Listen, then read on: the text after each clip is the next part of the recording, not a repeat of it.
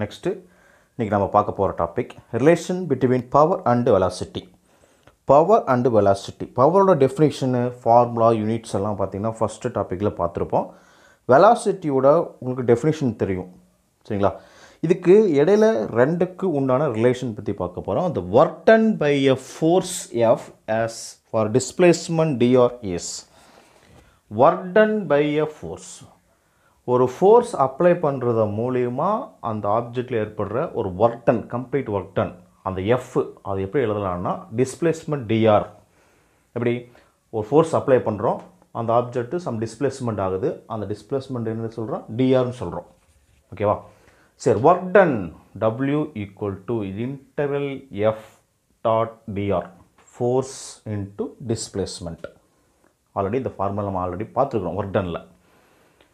இப்போ அந்த ஈக்குவேஷன் 1ல் left side of the equation 1 can be written as, left side of the equation 1 can be written as. இந்த ஈக்குவேஷனோட left side மட்டும் பாருங்கள், இது லெஃப்ட் சைடு.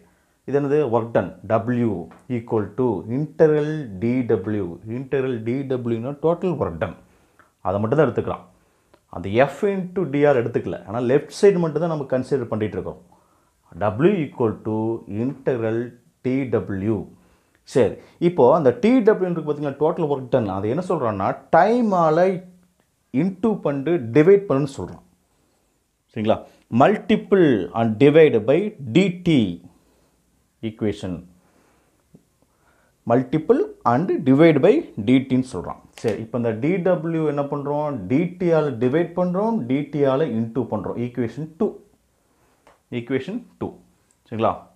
டிடபிள்யூ வந்து என்ன பண்ணுறோம், டிடியை டிவைட் பண்ணுறோம், இந்த டிடபிள்யூவை டிடியால் இன்டூ பண்ணுறோம். ஈக்குவேஷன் 2 கிடச்சிருச்சு.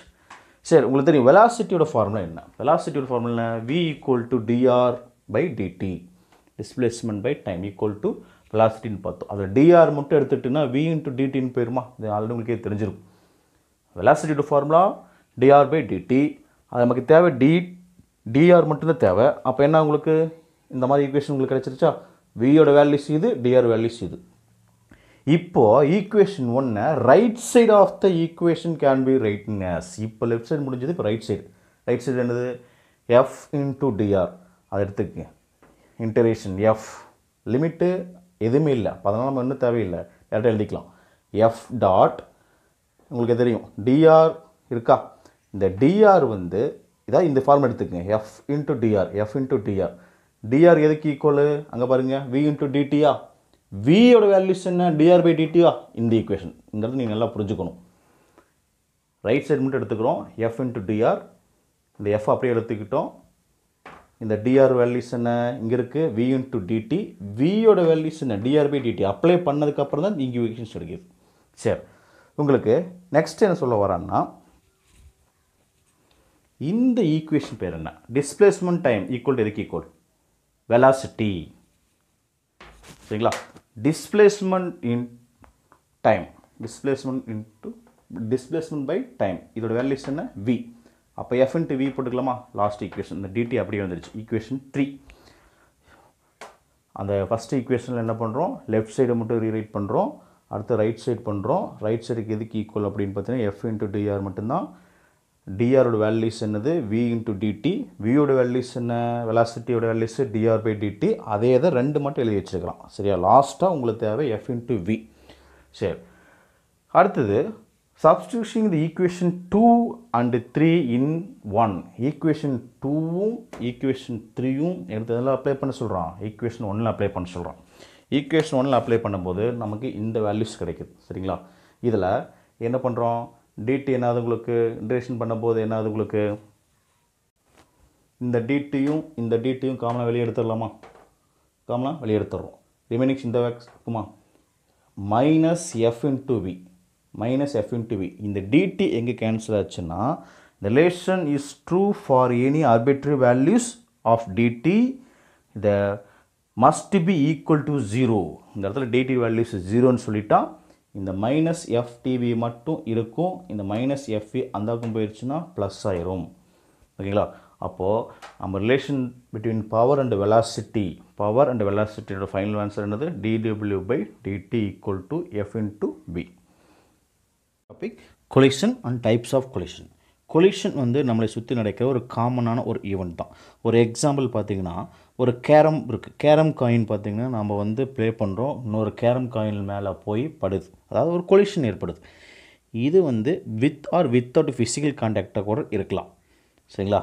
சரி, இப்போது நம்ம தியரி படி நம்ம என்ன சொல்கிறோன்னா, ஒரு ஆப்ஜெக்ட் வந்து இன்னொரு ஆப்ஜெக்டை மேலே போய் கொலிஷன் ஆகும்போது அந்த செகண்ட் ஆப்ஜெக்ட் வந்து ஒரு மொமெண்டம் ஏற்படுது. ஒரு இடத்துல ஒரு இடத்துக்கு என்ன ஆகுதுன்னா ஒரு மொமெண்டம் க்ரியேட் பண்ணுறது. இப்போது தியரி படி F21 அப்படிங்கிற ஒரு ஆப்ஜெக்ட் வந்து F12 அப்படிங்கிற ஆப்ஜெக்ட் மேலே போய் கொலிஷன் ஆகுது. அப்போது F21 அப்படிங்கிற ஆப்ஜெக்ட் வந்து F12 மேலே ஒரு ஃபோர்ஸ் அப்ளை பண்ணுறது. சரிங்களா? அதே மாதிரி நியூட்டன் தேர்ட் லா படி செகண்ட் ஆப்ஜெக்ட் வந்து ஃபஸ்ட் ஆப்ஜெக்ட் மேலே ஒரு ஃபோர்ஸும் அப்ளை ஆகுது. ஓகேங்களா? நியூட்டன்ஸ் தேர்ட் லா என்னது? Every action there is equal and opposite reaction. ஓகேங்களா? சரி, இப்போது அந்த தியரி வந்து நம்ம எப்படி எழுதலாம் அப்படின்னு பார்த்தீங்கன்னா, த மொமெண்டம் அப்படின்னு என்னப்பா மொமெண்டம் F21 வந்து F12 மேலே ஒரு கொலிஷன் ஏற்படுது. சரிங்களா? ஈக்குவேஷன் 1 and 2 ரெண்டு ஆட் பண்ணுறோம். இது ஃபோர்ஸு, இந்த ஃபோர்ஸ்னால் ஏற்படுற மொமெண்டம். இது செகண்ட் ஆப்ஜெக்டோட ஃபோர்ஸு, அந்த ஆப்ஜெக்டோட ஏற்படுற மொமெண்டம். ஓகேங்களா? இப்போது ஈக்குவேஷன் 1 and 2 ரெண்டு நம்ம என்ன பண்ணுறோன்னா ஆட் பண்ணுறோம். ஓகேவா? பாருங்கள், del P1 + del P2 equal to equation 1 equation 2 add பண்ணியாச்சு. ஸோ இதில் காமன் என்ன எடுக்கலாம்னு பார்த்தீங்கன்னா del T எடுக்கலாம். del T அப்படிங்கன்னா அந்த டைமில் ஏற்படுற கொலிஷன். ஓகேங்களா? அந்த ஈவெண்ட்டில் ஏற்படுற ஒரு கொலிஷன், அந்த டைம் டிபெண்ட் பண்ணி தான் இருக்கும் அந்த கொலிஷன். அதனால் காமனாக வந்து del T வந்து இருக்கும், எடுத்துடலாம் வெளியே. ரிமைனிங்ஸ் என்ன இருக்குது? F12 + F21 காமனாக வெளியே எடுத்த del T. According to Newton's third லா படி நம்ம என்ன சொல்கிறோம்? F12 இதுக்கு ஆப்போசிட் இது. இங்கே 12 அப்படின்னா இங்கே 21. ஓகேவா? இங்கே ப்ளஸ் இருக்குது, இங்கே என்ன இருக்குது? மைனஸ் இருக்குது. அப்போ இதுக்கு ஆப்போசிட்டு இது. இப்போது நம்ம மொமெண்டத்தில் என்ன பண்ணலான்னு பார்த்தீங்கன்னா அந்த வேல்யூஸ் மட்டும் எடுத்துக்கோங்க. del P1 + del P2 equal to 0. அந்த வேல்யூஸ் வந்து 0 ஆயிடுச்சு. சரி, இப்போ இதில் காமன் வெளியே எடுக்கலாம், del வெளியே எடுத்துடலாம், ஈக்குவல் டு 0. ஓகேவா? சரி, நெக்ஸ்ட் என்ன சொல்கிறாங்க பார்த்தீங்கன்னா டைப்ஸ் ஆஃப் கொலிஷன் அப்படின்னு என்ன? 2 டைப்ஸ் ஆஃப் கொலிஷன். ஒன்று எலாஸ்டிக் கொலிஷன், இன்னொன்று பார்த்தீங்கன்னா இன்எலாஸ்டிக் கொலிஷன். இது 10th ஒரு டாப்பிக்கில் நீங்கள் படிச்சிருப்பீங்க. எலாஸ்டிக் கொலிஷன், இன்னொன்று பார்த்தீங்கன்னா இன்எலாஸ்டிக் கொலிஷன். எலாஸ்டிக் கொலிஷனோட டெஃபினிஷன் என்ன? இந்த collision total initial kinetic energy of the body, total initial kinetic energy of the body equal to total final kinetic energy of the body. Before கொலிஷனும் after கொலிஷனும் ஈக்குவல்னு சொல்கிறோம். Is called elastic collision. Before கொலிஷனும் after கொலிஷனும் ஈக்குவலாக இருந்துச்சு அப்படின்னா அது என்ன சொல்கிறாங்க? Elastic collision. அப்போ total kinetic energy before collision equal to total kinetic energy of after collision. சரி, இப்போ இன்எலாஸ்டிக் கொலிஷன் என்ன? இன்எலாஸ்டிக் கொலிஷன் சேம் அதே தான். Total initial kinetic energy of the body is not equal to the total final kinetic energy of the body. Before கொலிஷனும் after கொலிஷனும் not ஈக்குவலாக இருந்துச்சு அப்படின்னா அது என்ன சொல்கிறாங்கன்னா இன்எலாஸ்டிக் கொலிஷன். ஓகேங்களா? எலாஸ்டிக் கொலிஷன் எப்படி இருக்கும்? ஆஃப்டர் கொலிஷனும் பிஃபோர் கொலிஷனும் ஈக்குவலாக இருக்கும். இன்எலாஸ்டிக் கொலிஷனா ஆஃப்டர் கொலிஷனும் பிஃபோர் கொலிஷனும் நாட் ஈக்குவலாக இருக்கும். சரி, இப்போ நம்ம எப்படி அந்த தியரி எப்படி எழுதலாம்னு பார்த்தீங்கன்னா இங்கே பாருங்கள், total kinetic energy after collision minus total kinetic energy before collision. இது ரெண்டு எதுக்கு ஈக்குவல்னா லாஸ் இன் எனர்ஜி. கம்பல்சரி ஒரு ரெண்டு ஆப்ஜெக்ட் வந்து கொலிஷன் ஆகும்போது சம் எனர்ஜி லாஸ் ஆகும். சரிங்களா? லாஸ் ஆகும், loss in energy during the collision. ஓகேங்களா? After collision before collision minus பண்ணால் உங்களுக்கு என்ன கிடைக்கும்? Loss in energy during collision. அது எப்படி எழுதலாம்னா del Qன்னு எழுதலாம்.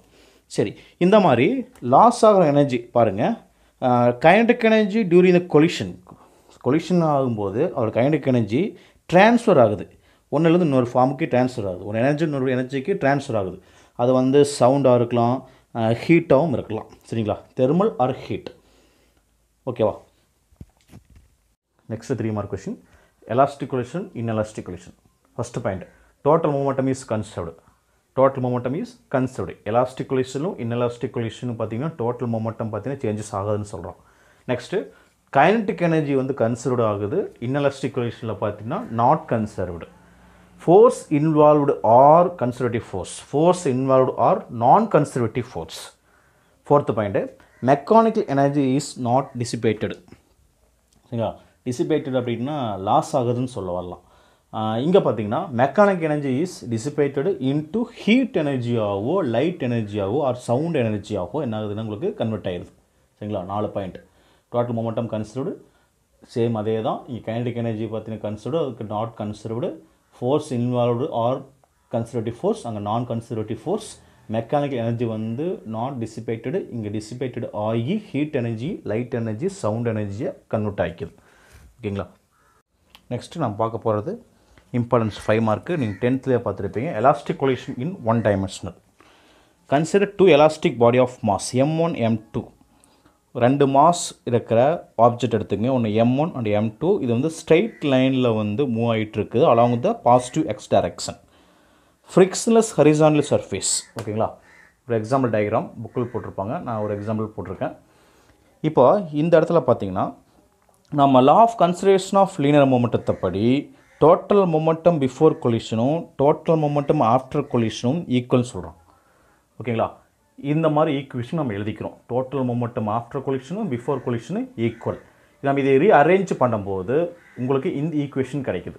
ஓகேங்களா, இந்த M1 U1 M1 V1 எடுத்துக்கிறோம். இதில் ரீஅரேஞ்ச் பண்ணது இந்த ஈக்குவேஷன்.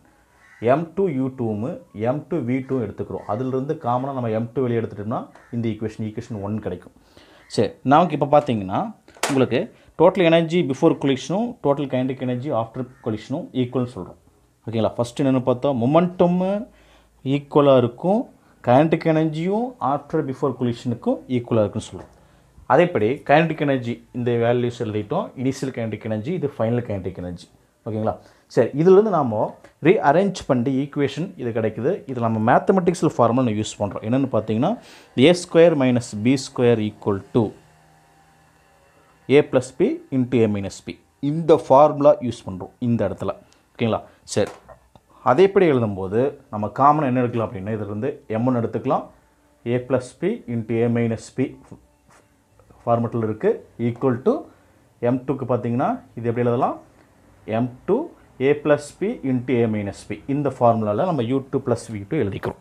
சரிங்களா, இந்த ஈக்குவேஷனை வந்து இந்த mathematical steps A² - B² formula படி நம்ம எழுதுகிறோம். சரி, இந்த ஈக்குவேஷன் நம்ம என்ன பண்ணுறோன்னா ஈக்குவேஷன் வந்து 1 2 நம்ம என்ன பண்ணுறோம் டிவைட் பண்ணுறோம். இது ஃபஸ்ட் ஈக்குவேஷன், இது லாஸ்ட் ஈக்குவேஷன், ரெண்டையும் நம்ம டிவைட் பண்ணுறோம். சரிங்களா, டிவைட் பண்ணி பார்த்தீங்கன்னா இந்த பக்கம் நான் எழுதியிருப்பேன் இந்த ஈக்குவேஷனில். சரி, இப்போ எது கேன்சல் ஆகுதுன்னு பாருங்கள். ஒவ்வொரு வேல்யூஸ் உங்களுக்கு பார்த்தீங்கன்னா கேன்சல் ஆகிட்டே தான் இருக்கும். இதில் இந்த டேர்ம்ஸ் கேன்சல் ஆயிரும், இதில் இந்த டேர்ம்ஸ் கேன்சல் ஆயிரும். ரிமைனிங்ஸ் இருக்கிறது மட்டும் இங்கே எழுதியிருப்பேன். ஓகேங்களா, இதை நம்ம எப்படி எழுதலாம், ஈக்குவேஷன் 3 இந்த டைப்பில் எழுதிக்கலாம். இந்த ஈக்குவேஷன் ரீஅரேஞ்ச்மெண்ட் பண்ணோம்னா ஈக்குவேஷன் 3. சரிங்களா, இது நம்ம 1 2 டிவைட் பண்ணி கேன்சல் ஆனது போக மீதி இருக்கிற ஈக்குவேஷன் இது நாம் ரீஅரேஞ்ச் பண்ணி ஈக்குவேஷன் 3 எழுதியிருக்கிறோம். நெக்ஸ்ட்டு பார்த்தீங்கன்னா லாஸ்ட் ஈக்குவேஷன் படி நம்ம என்ன சொல்கிறோன்னா rewriting the equation for V1 and V2. Last அவன் முடிச்ச வேல்யூஸ் என்ன, U1 - U2 = -U1 - V2. சரிங்களா, இப்போ இந்த ஈக்குவேஷனில் இந்த find the final velocity V1 and V2. இப்போ இந்த ஈக்குவேஷன் பாருங்கள், M1 × U1 - V1 = M2 × V1 + V1 - U2 - U2. சரி, இந்த ஈக்குவேஷன் எப்படி எழுதலாம்னா இங்கே -U2 இங்கே -U2 இருக்குது, அப்போ 2 - U2. ஓகேவா, இப்போ அந்த M1 வந்து உள்ளே இன்டூ பண்ணுறீங்க, ஈக்குவேஷன் 3 கிடைக்குது. இங்கே M2 வந்து உள்ளே இன்டூ பண்ணுறீங்க. சரிங்களா, இந்த ஈக்குவேஷன் ரீஅரேஞ்ச் பண்ணி நமக்கு V1 வேல்யூஸ் கண்டுபிடிச்சோம் அப்படின்னா உங்களுக்கு ஈக்குவேஷன் லாஸ்ட் ஒன் கிடைக்கும். ஓகேவா, சரி, இதில் ஸ்பெஷல் கேஸ் 1 and 2 3 இருக்குது. இதில் M1 = M2, அடுத்தது பார்த்திங்கன்னா M1 வந்து not equal to M2. Case 3ல் பார்த்தீங்கன்னா the body very much lighter than the second பாடின்னு சொல்லியிருப்போம். சரிங்களா, அதாவது V2 = 0. கேஸ் 4ல் பார்த்தீங்கன்னா V2 எதுக்கு ஈக்குவல்னா இனிஷியல் வெலாசிட்டி U1க்கு ஈக்குவல்னு கொடுத்துருப்பான். Next one loss of kinetic energy in perfect inelastic collision. நம்ம ஆல்ரெடி ஒரு டாபிக் பார்த்துருக்கோம். என்னென்னா the perfect inelastic collision loss in kinetic energy during the collision. இப்போ கொலிஷன் ஆகும்போது சம் எனர்ஜி வந்து லாஸ் ஆகுதுன்னு சொல்கிறோம். அது வந்து எனர்ஜி என்ன ஆகுதுன்னா ட்ரான்ஸ்ஃபர் ஆகுது. ஒன் ஃபார்ம்லேருந்து இன்னொரு ஃபார்முக்கு வந்து ட்ரான்ஸ்ஃபர் ஆகுது. அப்படி ஆகும்போது என்ன எனர்ஜி ஆகுதுன்னு பார்த்தீங்கன்னா சவுண்டு, தெர்மலு, ஹீட்டு, லைட்டு இந்த மாதிரி எக்ஸ்ட்ரா நிறையா எனர்ஜியை வந்து கன்வெர்ட் ஆகுதுன்னு பார்த்தோம். சரிங்களா? இப்போது இந்த total kinetic energy before collision அதுவுமே total kinetic energy after collision ரெண்டோட ஈக்குவேஷன் பாருங்கள். Total kinetic energy before collision பாருங்கள். kinetic energy initial equal to half mv square method of m1 u1 square plus half m2 u2 square. Total kinetic energy after collision பார்த்தீங்கன்னா 1/2 m1 plus m2 v square. இது ரெண்டு formula. kinetic energy before collision kinetic energy after collision. நமக்கு தெரியும் loss in kinetic energy எப்போ during collision. ரெண்டு object வந்து collision ஆகும்போது some energy வந்து லாஸ் ஆகுதுன்னு சொன்னோம். அந்த லாஸ் ஆகுதை வந்து டெல் கியூன்னு பார்த்தோம். அது இதுக்கு equal kinetic energy initial minus kinetic energy of final. ஓகேங்களா? இப்போ ரெண்டு கம்பேர் பண்ணியாச்சா? சரி, இந்த ஈக்குவேஷன் நம்ம என்ன யூஸ் பண்ணுறோன்னா ஒரு மேத்தமெட்டிக்ஸ் ஸ்டெப்ஸ் யூஸ் பண்ணோம் போன டைம். அதே மாதிரி இங்கே யூஸ் பண்ணுறோம். என்னென்னு பார்த்தீங்கன்னா a square a plus b whole square equal to a plus b whole square equal to a square plus b square plus 2ab இந்த ஈக்குவேஷன் யூஸ் பண்ணுறோம் by the expanding v using the algebra. ஓகேவா? சரி, அப்போது the loss of kinetic energy நம்ம கண்டுபிடிக்க போகிறோம். the loss of kinetic energy equal to of m இது v square method. சரிங்களா? m1 m2 by m1 plus m2 இது எவ்வளோ நம்ம என்ன எடுத்துக்கிறோம்னா மாஸ்ன்னு எடுத்துக்கிறோம். அது வந்து இனிஷியல் மைனஸ் ஃபைனல் வெலாசிட்டி ஸ்கொயர்னு எடுத்துக்கிறோம். சரியா? நெக்ஸ்ட்டு பார்த்தீங்கன்னா நெக்ஸ்ட் ஒன் டாபிக் பார்த்தீங்கன்னா last one short answer coefficient of the restitution. Coefficient of restitution நம்ம வந்து ஸ்மால் ஈன்னு சொல்கிறோம். இது என்ன சொல்கிறான்னு பார்த்தீங்கன்னா இப்போ ஒரு ரப்பர் பாலும் ஒரு பிளாஸ்டிக் பாலும் சடனாக ரிலீஸ் பண்ணுறோம் ஒரு பர்டிகுலர் ஹைட்டில் இருந்து. அப்போ அந்த ரெண்டு பாலும் கீழே கிரவுண்டில் கொலிஷன் ஆகி ரப்பர் பால் பார்த்திங்கன்னா அதே பவுன்ஸ் ஆகும் பிளாஸ்டிக் பால் கம்பேர் பண்ணும்போது. அப்போ அந்த கிரவுண்டில் கொலிஷன் ஆனதுக்கப்புறம் ரப்பர் பாலை கம்பேர் பண்ணும்போது பிளாஸ்டிக் பாலில் கைனடிக் எனர்ஜி லாஸ் அதிகமாக ஆயிடுது. எனர்ஜி வந்து நிறைய லாஸ் ஆகிறதுனால ரப்பர் பாலுக்கு ஈக்குவலாக பிளாஸ்டிக் பால் வந்து பவுன்ஸ் ஆக மாட்டேங்குது. இந்த ரெண்டுக்கு உண்டான ரேஷியோ என்ன சொல்லலாம்னா கோஎஃபிஷியன்ட் ஆஃப் ரெஸ்டிடியூஷன் சொல்லலாம். சரி, the E equal to அதாவது coefficient of restitution E equal to velocity of separation by velocity of approach. இது கண்டுக்குண்டான ratio after collision or before collision இதுன்னு சொல்லலாம். இது கண்டுக்குண்டான ரேஷியோ என்ன சொல்லலாம்னா coefficient of the restitution சொல்லலாம். v2 minus u1 by u1 minus u2. சரிங்களா? final velocity by initial velocity. ஓகேவா? After by before. அது எப்போவுமே என்ன வேல்யூஸ் ஈக்குவல்னு பார்த்தீங்கன்னா ஈக்குவல் 1. ரெஸ்ட்ரிக்ஷன் எப்போவுமே எப்படி இருக்குன்னா உங்களுக்கு ஈக்குவல் 1ஆக தான் இருக்கும். இந்த impulse that coefficient of the restitution for the elastic collision equal to 1. ஓகேங்களா? சரி, சப்போஸ் அந்த எனர்ஜி வந்து லாஸ் ஆகாமல் இருந்துச்சு அப்படின்னா அந்த வேரியேஷன் வந்து அதிகமாக வந்துச்சு அப்படின்னா எப்படி the bounce back never it will be never bounce back therefore the separation of the velocity is 0. ரெண்டு ஆப்ஜெக்ட் வந்து ரிட்டன் பவுன்ஸ் ஆகாமல் இருந்துச்சு அப்படின்னா அப்போ அது வெலாசிட்டி வேல்யூஸ் உங்களுக்கு 0. அப்போது the coefficient of the restitution values வந்து 1க்கு ஈக்குவலாக இருக்காது. ஈயோட வேல்யூஸு 0வாக இருக்கும். பவுன்ஸ் ஆகலை அப்படின்னா அந்த ஈயோட வேல்யூஸு 1. பவுன்ஸ் ஆச்சு அப்படின்னா ஈயோட வேல்யூஸ் 1 ஆகலை அப்படின்னா அந்த கோஎஃபிஷியன்ட் ஆஃப் ரெஸ்டிடியூஷன் வேல்யூஸ் 0. சரிங்களா?